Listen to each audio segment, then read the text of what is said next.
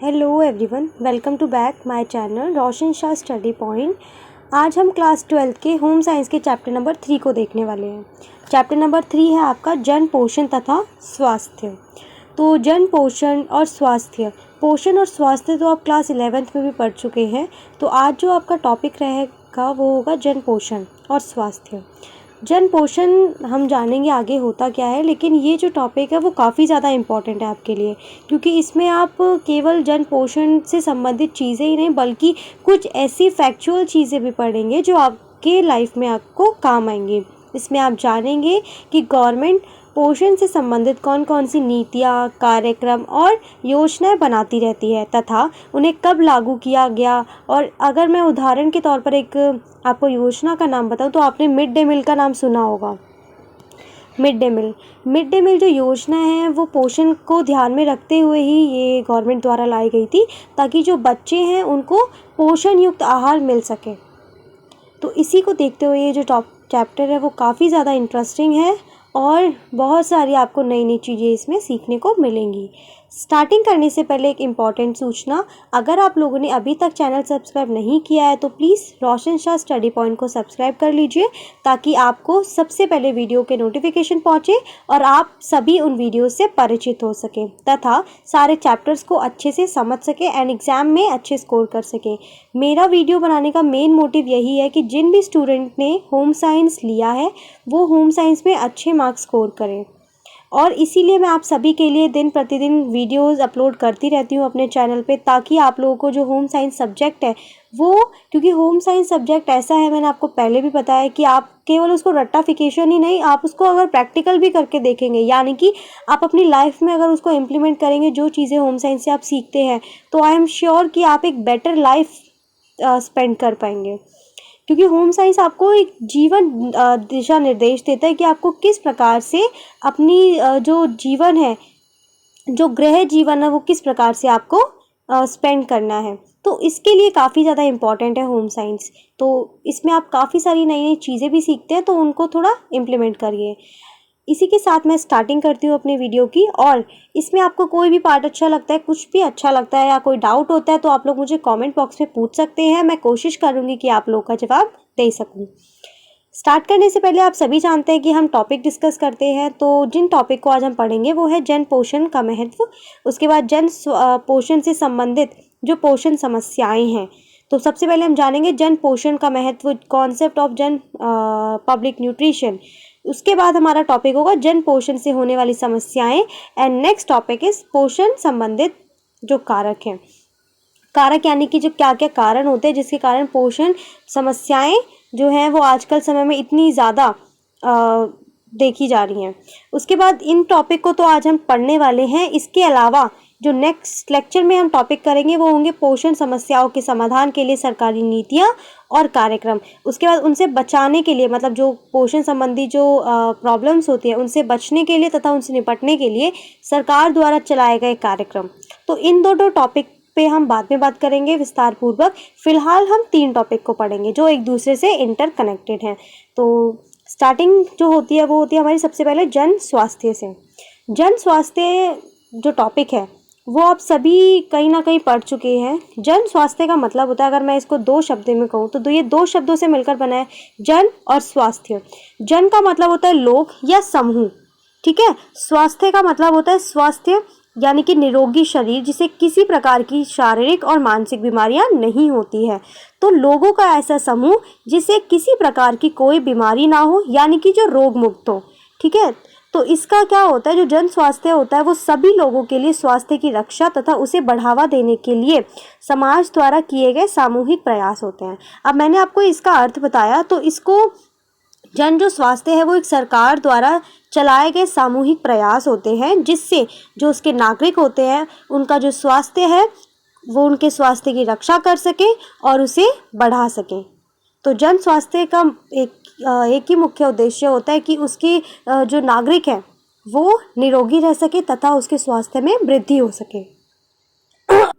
उसके बाद आपका नेक्स्ट टॉपिक है जन स्वास्थ्य पोषण, पब्लिक हेल्थ न्यूट्रिशन। क्योंकि अब आपने इस जन स्वास्थ्य का मतलब तो पढ़ा, जन स्वास्थ्य तो आप समझ चुके हैं, अब बारी है जन स्वास्थ्य पोषण की। कि पब्लिक हेल्थ न्यूट्रिशन होता क्या है। तो पब्लिक हेल्थ न्यूट्रिशन जो है वो एक पोषण का अध्ययन केंद्र है। पोषण के अध्ययन केंद्र को हम health nutrition, public health nutrition कहते हैं, जिसके अंतर्गत पोषण संबंधी जो बीमारियां होती हैं उनका अध्ययन किया जाता है और उन समस्याओं पे किस प्रकार से नियंत्रण स्थापित करना है, ये सब कुछ सीख के जो लोग हैं उनके स्वास्थ्य को बढ़ाने का प्रयास किया जाता है। यानी कि जो आपका जन स्वास्थ्य पोषण है वो क्या है, एक अध्ययन केंद्र है जिसमें पोषण से संबंधित जो बीमारियां हैं उनको पता लगाया जाता है तथा उन समस्याओं के नियंत्रण द्वारा अच्छे स्वास्थ्य को प्राप्त किया जाता है। इसका जो मुख्य उद्देश्य है वो है लोगों के स्वास्थ्य को बनाए रखना और उसे बढ़ावा देना, क्योंकि ये एक पोषण अध्ययन केंद्र है, इसीलिए यहाँ पे पोषण से संबंधित सारी प्रॉब्लम्स को उनका अध्ययन किया जाता है। तो ये अध्ययन इसीलिए किया जाता है ताकि वो लोगों को अगर आगे आने वाली कोई प्रॉब्लम हो तो उससे संबंधित अगर कोई बीमारी होती है तो वो उसका निवारण कर सके और जो लोग हैं उनको स्वास्थ्य बना सके और उनके स्वास्थ्य को बढ़ा सके। ठीक है, और ये जो इस उद्देश्य की पूर्ति के लिए विभिन्न सरकारी नीतियां और कार्यक्रम जो हैं वो आयोजित किए जाते हैं, क्योंकि आप सभी जानते हैं एक बड़े लेवल पे समाज को स्वास्थ्य और निरोगी बनाने का कार्य केवल एक व्यक्ति का नहीं है। ये सरकार द्वारा ही ऐसे कार्यक्रम नियुक्त किए जाते हैं जहाँ पे जो गवर्नमेंट है वो बहुत सारे ऐसे प्रोग्राम तो लॉन्च करती है ताकि जो उसके लोग हैं वो निरोगी और स्वस्थ रह सके। तो ये गवर्नमेंट समय समय पर बहुत सारे ऐसे प्रोग्राम्स, नीतियाँ और काफ़ी सारी ऐसी पॉलिसीज़ लाती रहती है जो किससे जुड़ी होती है, हेल्थ से, ताकि उसका जो समाज है वो निरोगी और स्वस्थ रह सके। उसके बाद हमारा नेक्स्ट टॉपिक है भारत में पोषण संबंधी समस्याएं। अब आप सभी जानते हैं कि भारत में अशिक्षा, अज्ञान के कारण और निर्धनता के कारण बड़ी संख्या में जो लोग हैं वो पोषण संबंधी समस्याओं से ग्रस्त हो रहे हैं। इनमें से जो कुछ प्रमुख समस्याएं हैं जिन्हें हम पोषण संबंधी समस्याएं कह सकते हैं, जिसमें आपकी पहली है प्रोटीन कुपोषण। प्रोटीन ऊर्जा कुपोषण जो है, जिसे इंग्लिश में प्रोटीन एनर्जी मल न्यूट्रिशन भी कहते हैं, इसमें दो तत्व है, प्रोटीन और ऊर्जा। तो प्रोटीन और ऊर्जा की कमी से होने वाले जो रोग होते हैं उसे हम प्रोटीन ऊर्जा कुपोषण की श्रेणी के अंतर्गत रखते हैं। और ये जो रोग होते हैं वो क्या हैं, ये छोटे बच्चों के अंतर्गत ज़्यादा पाए जाते हैं। यानी कि जो 1 से 5 या 1 से 15 महीने के जो बच्चे होते हैं उनके अंतर्गत ये रोग जो होते हैं वे इस रोग से जल्दी ग्रस्त होते हैं। इस श्रेणी में आने वाले जो रोग हैं, जिसमें पहला है सूखा रोग। सूखा जो रोग होता है वो सभी पोषक तत्वों की कमी के कारण होता है और यह रोग जो होता है वो 15 महीने के बच्चे में अधिकतर पाया जाता है। इसका मुख्य कारण होता है कि बच्चों का माता का दूध समय से पहले छुड़वा देना और ऊपरी आहार जो उन्हें प्राप्त हो रहा है उसमें प्रोटीन और अन्य पोषक तत्वों की कमी होना।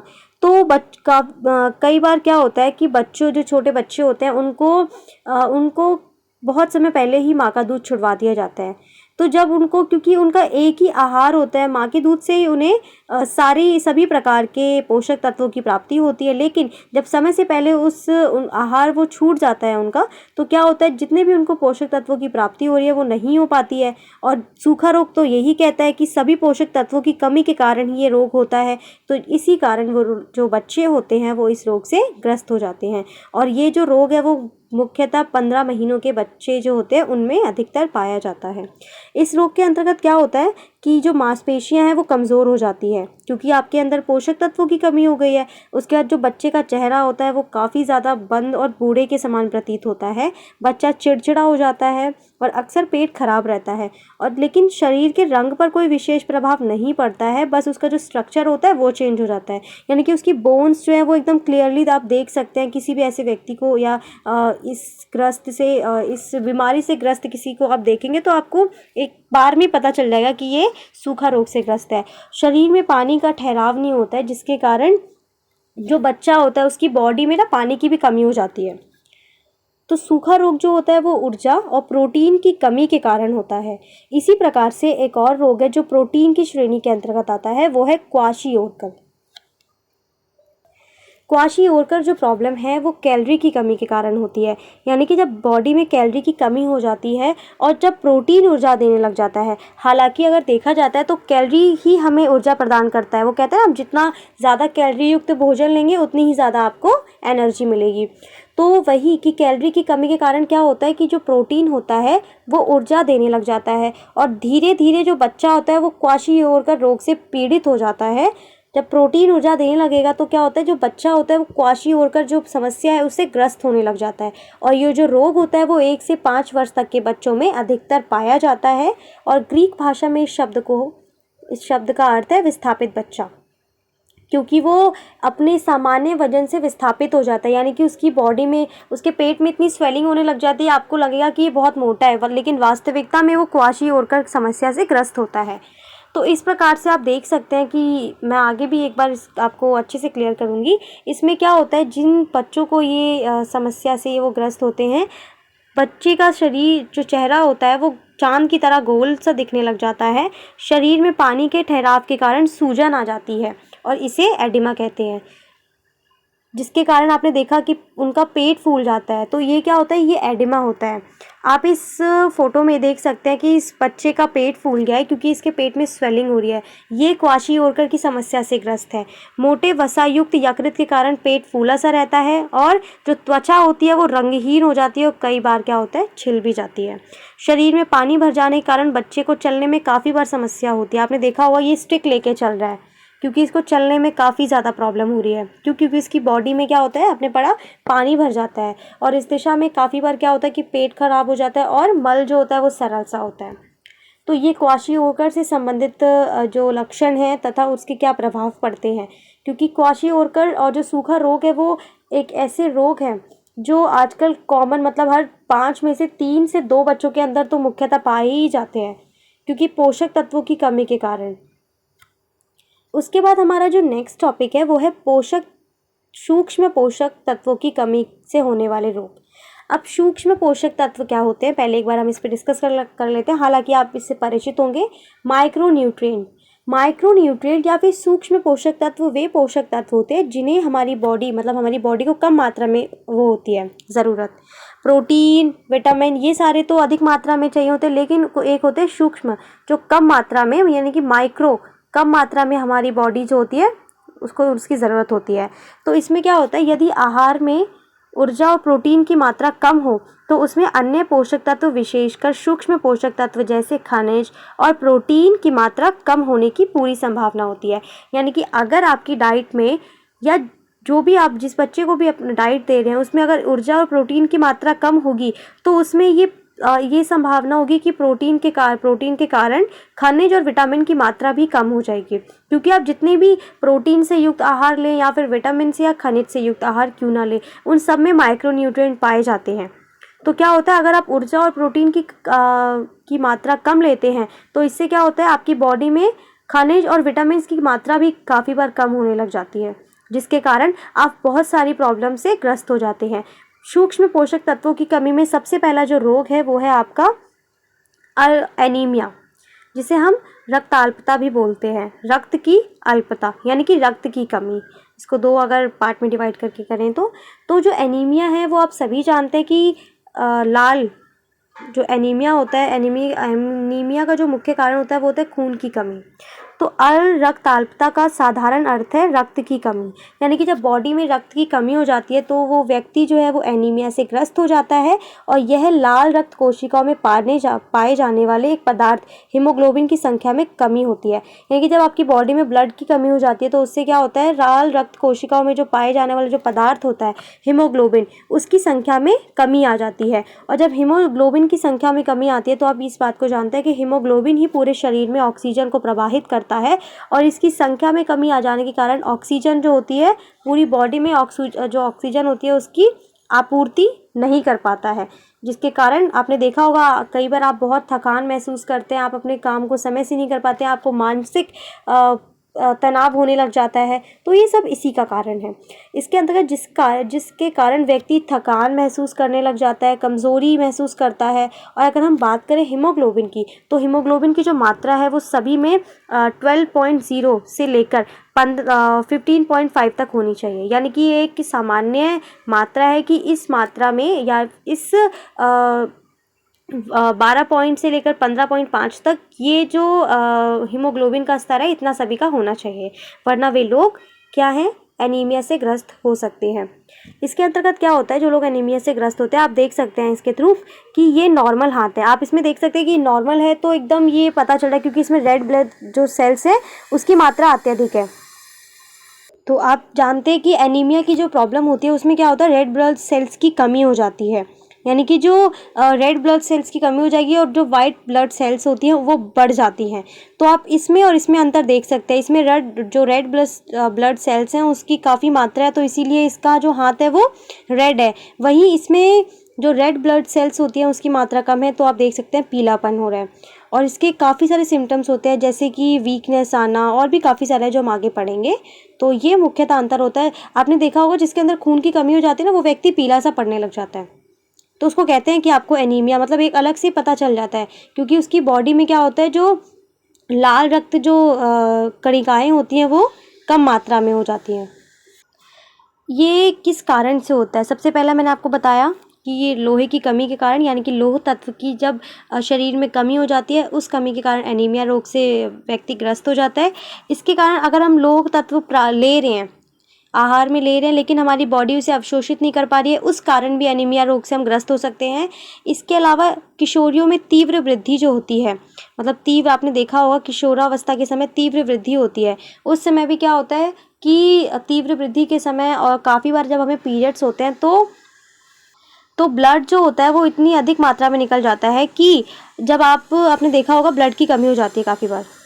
और जब प्रसव के समय, यानी कि डिलीवरी के समय क्या होता है, रक्त की प्रसव में रक्त जो होता है उसकी क्षति होने के कारण, यानी काफ़ी बार इतना ज़्यादा ब्लीडिंग हो जाती है कि उसमें ना रोज़ काफ़ी इतना ज़्यादा ब्लड निकल जाता है कि जो मदर होती है वो एनीमिया से ग्रस्त हो जाती है। या फिर काफ़ी बार क्या होता है कि हम कभी कभार इतना ज़्यादा अपना ब्लड डोनेट कर देते हैं जिसके कारण हमारी बॉडी में एनीमिया की कमी होती है। यानी कि आपको मुख्य तौर पर याद रखना है कि खून की कमी के कारण एनीमिया रोग होता है।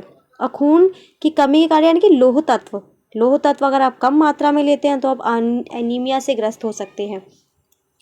इसके जो सिम्टम्स हैं, यानी कि अगर आप कोई इससे ग्रस्त होता है तो क्या होता है, सबसे पहला है कि इसमें शरीर में थकान होती है, क्योंकि आपकी बॉडी में एनर्जी नहीं रहेगी, आपकी बॉडी जो ऑक्सीजन लेवल होगा वो काफ़ी ज़्यादा गिर जाएगा, और थोड़ा काम करने पर आपकी सांस फूल जाएगी, सिर दर्द चकराएगा और शिथिलता का आप अनुभव करेंगे। उसके बाद व्यक्तियों में रक्त की कमी हो जाती है, उसके कारण क्या होता है, रक्त की कमी के कारण छाती में कई बार दर्द होता है, और आहार में कमी चिंता का कारण बनती है, और कुछ अवधि के बाद नाखून को ब्रिंजल बना देती है। यानी कि नाखून जो होते हैं, आपने देखा होगा कि चम्मच नुमा होने लग जाते हैं। और अत्यधिक रक्तहीनता से पीड़ित जो रोगी होता है वो अक्सर मानसिक रोगों से भी ग्रस्त हो जाता है, क्योंकि आपने देखा होगा जब कोई व्यक्ति अपना समय से काम नहीं कर पाएगा, जब वो रोगी होगा तो वो उसको मानसिक तौर पे तो वो रोगों से ग्रस्त हो ही जाएगा, उसको मानसिक तौर पे तो वो तनाव को लेगा ही। उसके बाद गर्भवती महिलाओं में लोहे की कमी के कारण पिका की स्थिति हो सकती है, जिसमें उनका मिट्टी, चूना, रेत आदि खाने का दिल करता है। कई बार आपने देखा होगा प्रसव के समय या डिलीवरी के समय ना काफ़ी सारी महिलाओं को रेत, चूना, मिट्टी, ये सारी चीज़ें खाने का बहुत मन करता है, तो इसका मुख्य कारण होता है आयरन की कमी। उसके बाद हमारा दूसरा टॉपिक है विटामिन ए की कमी से होने वाली बीमारियां। विटामिन ए, पहले तो हम जानते हैं कि विटामिन ए का आविष्कार कब हुआ, ये होता क्या है। विटामिन ए का आविष्कार 1913 ईस्वी में किया गया था।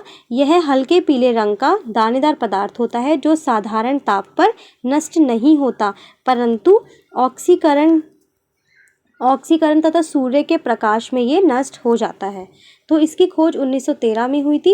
ये हल्के पीले रंग का दानेदार पदार्थ होता है। विटामिन ए के कार्य क्या होते हैं बॉडी में, पहला है स्वास्थ्य दृष्टि को बनाए रखना। तो जैसा कि आप जानते हैं जो विटामिन ए होता है वो स्वस्थ नेत्र दृष्टि को बनाए रखने में काफ़ी ज़्यादा मददगार होता है। इसके अंतर्गत क्या होता है, इसकी सहायता से हम कम रोशनी में भी देख सकते हैं। दूसरा है नई कोशिकाओं के निर्माण में सहायक। जो विटामिन ए होता है वो खून में लाल रक्त कोशिकाओं का निर्माण करता है, जिससे हमारी बॉडी में नई कोशिकाओं का निर्माण होता है। दांतों और त्वचा को स्वस्थ रखता है। तो विटामिन जो ए होता है वो दांतों के विकास से, वैसे अगर देखा जाए तो दांतों के विकास में विटामिन ए सबसे ज़्यादा अपनी भूमिका निभाता है। यह दांतों के दंत के जो एनिमल होते हैं उसको सही रखता है। इसके अभाव के कारण दांत आसानी से टूट भी सकते हैं, यानी कि अगर आप विटामिन ए कम मात्रा में ले रहे हैं तो आपके दांत काफ़ी बार कमज़ोर हो जाते हैं और टूटने लग जाती है। ये त्वचा को कोमल और चिकना बनाए रखता है। तो ये उसके कार्य हैं। इससे होने वाली जो प्रॉब्लम्स हैं, उसके बाद आपका नेक्स्ट टॉपिक है केरेटोमलेशिया। केरेटोमलेशिया जो होता है वो विटामिन ए की कमी से होने वाला रोग है। इसके अंतर्गत क्या होता है कि जो आपकी आंखें होती हैं ये आंखों की अंतिम स्थिति होती है, यानी कि इसके बाद आप पूरी तरीके से ब्लाइंड हो जाते हैं। तो इसमें क्या होता है, इसमें जो कॉर्निया होता है, कॉर्निया नरम हो जाती है और नरम होने के कारण क्या होता है, जो झिल्ली होती है वो खुलना स्टार्ट हो जाती है। जो झिल्ली मुलायम होके खुलना स्टार्ट हो जाती है, जिसके कारण क्या होता है, आपकी जो आंखें हैं वो लाल और सूख जाती हैं और धीरे धीरे जो व्यक्ति होता है वो अंधा हो जाता है। तो केरेटोमलेशिया याद रखना आपको विटामिन ए की कमी से होने वाला रोग है। इसमें क्या होता है, कॉर्निया आपकी नरम होने के कारण जो झिल्ली होती है वो मुलायम हो जाती है और धीरे धीरे खुलना स्टार्ट हो जाती है। जब वो धीरे धीरे खुलना स्टार्ट हो जाती है तो क्या होता है कि ये आंखें जो आपकी लाल हो जाती हैं और काफ़ी बार सूख जाती हैं एकदम, क्योंकि उसमें बिल्कुल भी मॉइस्चराइज़र नहीं बचता। और ये क्या होता है, इसके कारण धीरे धीरे व्यक्ति को दिखाई देना बंद हो जाता है। उसके बाद विटामिन ए की कमी से होने वाला जो दूसरा रोग है वो है टोड़ त्वचा। टोड़ त्वचा जो है वो एक तरीके से मेंढक वाली, जिसे हम बोल सकते हैं, ऐसी त्वचा हो जाती है, क्योंकि विटामिन ए की कमी से हमारी त्वचा को बाहरी रूप से ये प्रभावित करती है और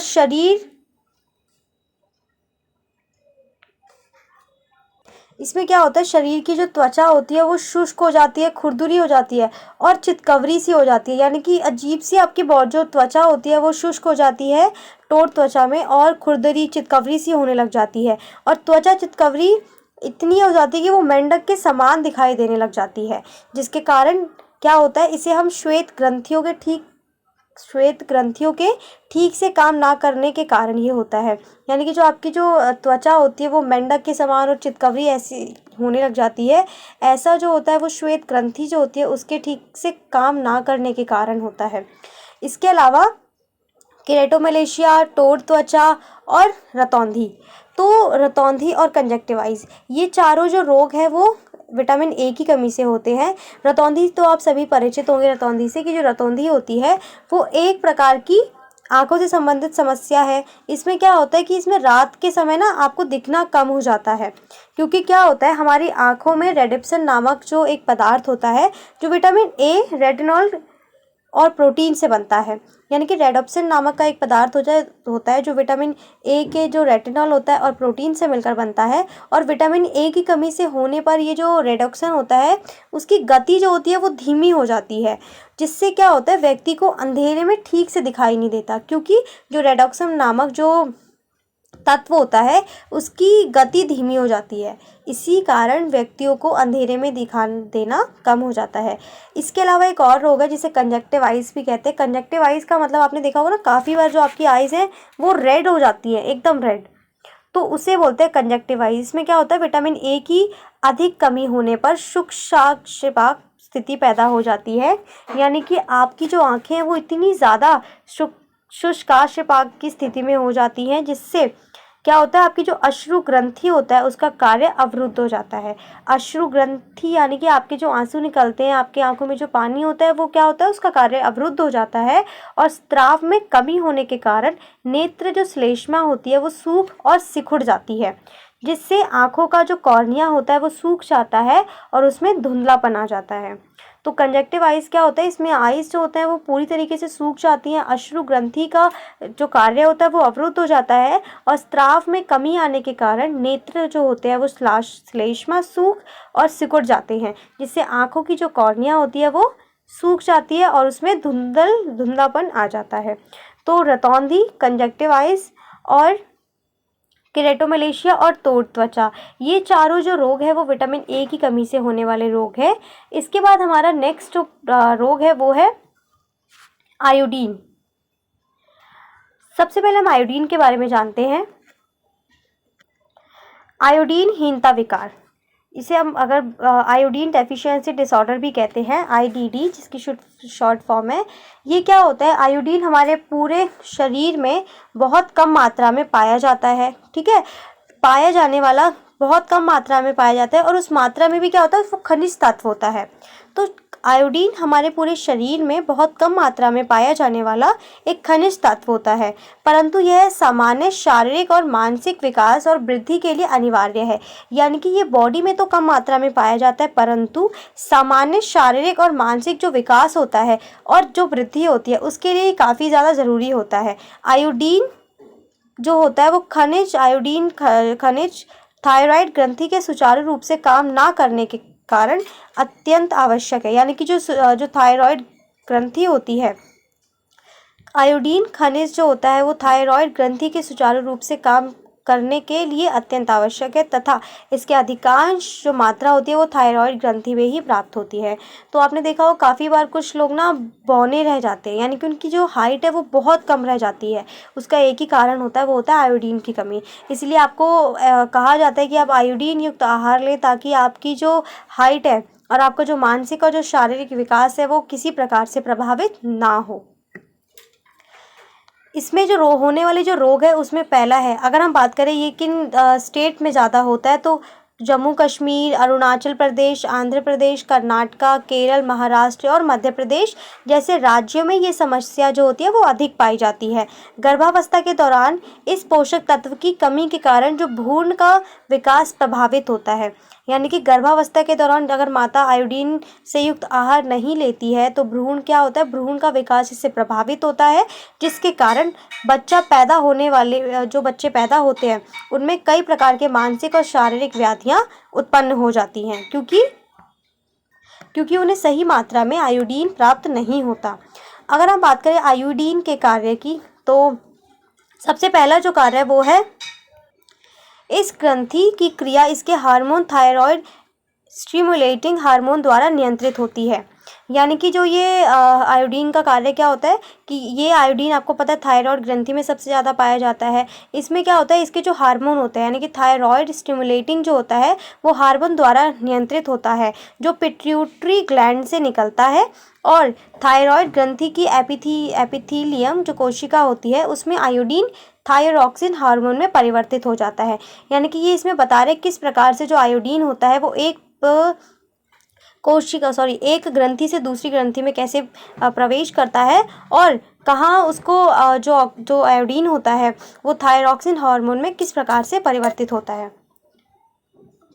आयोडीन जो होता है वो शारीरिक विकास और गतिविधियों की दर में तीव्रता लाता है। यानी कि आपके शारीरिक विकास और जब आपकी जो उपाधियां हैं, आपकी उपाधि जो गतिविधियां होती हैं उसमें तेजी से तीव्रता लाता है, और ये जो आयोडीन होता है वो ऊर्जा उत्पादन में सहायक होता है। यानी कि ऊर्जा जो होता है वो रिड्यूस करता है। उसके बाद आयोडीन की कमी से बौनापन और घेंगा रोग सबसे ज़्यादा होते हैं, क्योंकि आपने देखा होगा ना काफ़ी सारे लोगों को घेंगा यानी कि गला जो होता है, क्योंकि क्या होता है ना, जब घेंगा जो रोग होता है वो आयोडीन की कमी से होता है। यानी कि जब आपकी जो थायराइड जो ग्लैंड होती है उसमें जब आयोडीन की मात्रा कम हो जाती है तो क्या जो पूरा गला होता है वो सूजना स्टार्ट हो जाता है, और वो इस हद तक सूज जाता है कि आपका पूरा गला बहुत ही अजीब तरीके से दिखने लगता है, और बोनापन जैसे रोग से वो ग्रस्त हो जाते हैं। उसके बाद मैं एक बार आपको एक डायग्राम के थ्रू समझा देती हूँ। आपने देखा होगा ये थायराइड ग्लैंड है, यानी कि ये आपकी थायराइड ग्लैंड है बीच में। उसके बाद ये है राइट लॉब, और ये है थायराइड कार्टिलेज।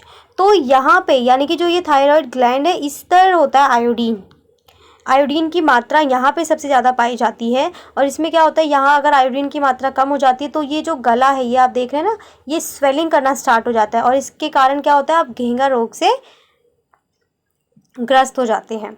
अगर आयोडीन की हानियों की बात करें तो आयोडीन की कमी से सबसे ज़्यादा होने वाले 2 रोग होते हैं, जिसे अगर बात करें गलदंड और बोनापन। गलदंड का मतलब आप समझ ही रहे हैं, यानी कि घेंगा रोग जो गले से संबंधित है। आयोडीन की कमी से गलदंड नामक रोग होता है। आयोडीन के अभाव में थायरॉक्सिन कम निकलता है और थायराइड को अधिक मात्रा में थायरॉक्सिन उत्पन्न करने के लिए अधिक कार्य करना पड़ता है, जिससे यह ग्रंथि सूज जाती है। यानी कि आप जो थायरॉक्सिन होता है उससे आयोडीन कम मात्रा में निकलता है। जब वो कम मात्रा में निकलता है आयोडीन, तो जो थायराइड होती है, जो ग्रंथि होती है, उसको अधिक मात्रा में थायरॉक्सिन उत्पन्न करने के लिए अधिक कार्य करना पड़ता है। जब वो अत्यधिक कार्य करता है तो क्या होता है, उसकी जो ग्रंथि होती है वो सूज जाती है। और आपने देखा होगा घेंगा रोग में यही होता है, जो गला होता है वो एक प्रकार से सूज जाता है। और गर्भावस्था में आयोडीन की अतिरिक्त मात्रा ना मिलने पर माता को गलदंड रोग हो सकता है। साथ ही जन्म के पश्चात बच्चा बौनेपन से पीड़ित हो सकता है। यानी कि अगर जो गर्भावस्था में जो माता होती है उसको सही मात्रा में अगर आयोडीन की प्राप्ति नहीं होती है तो वो तो घेंगा रोग या गलदंड रोग से प्रभावित होगी ही साथ जो जन्म लेने के पश्चात जो बच्चा होगा वो भी या तो घेंगा रोग से ग्रस्त हो सकता है या फिर बौनापन से।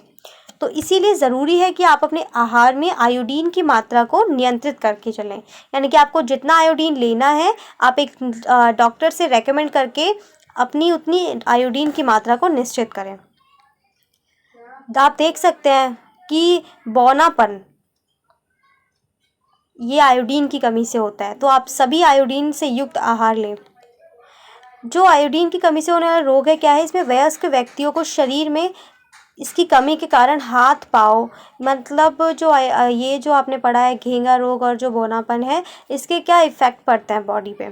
तो वयस्क जो व्यक्ति होते हैं उनके क्या होता है, शरीर में इसकी कमी के कारण हाथ पैर में सूजन आ जाती है, गला जो होता है और जो शरीर होता है वो ढीला हो जाता है, शरीर ढीला हो जाता है और गला सूजने लगता है, रोगी सुस्त हो जाता है और इस रोग को मिक्स्ड इमा भी कहते हैं। इसका कारण है कि शरीर में व्यर्थ पदार्थों का निष्कासन नहीं हो पाता है और जलन का अनुभव होता है। आयोडीन की कमी से काफ़ी बार क्या होता है ना, बालों की वृद्धि में भी रुकावट आती है। तो ये प्रभाव पड़ते हैं आपके आयोडीन की कमी के कारण। और आपने देखा होगा कि काफ़ी सारे ऐसे रोग भी होते हैं आजकल, तो नए नए रोगों की उत्पत्ति हो गई है, लेकिन इन सभी का इलाज आज के समय में पॉसिबल है। तो इसी के साथ हमारे चैप्टर के जो 3 टॉपिक है वो कवर होते हैं और तीनों टॉपिक को मैंने काफ़ी अच्छे से आपको समझाया ताकि आपको कोई कन्फ्यूज़न ना रहे। इसके बाद भी अगर कोई कन्फ्यूज़न होता है तो आप लोग मुझसे पूछ सकते हैं। एंड लास्ट बात कि आप लोग मेरे चैनल को सब्सक्राइब कर लीजिए।